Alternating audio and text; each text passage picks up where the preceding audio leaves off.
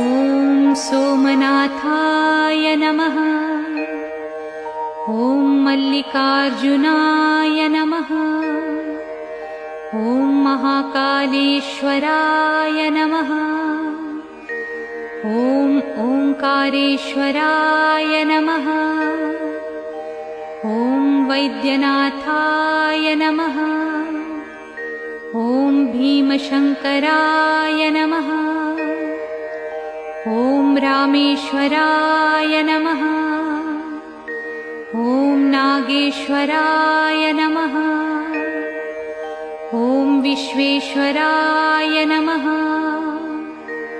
ॐ त्र्यंबकेश्वराय नमः। ॐ केदारेश्वराय नमः। ॐ भस्मेश्वराय नमः।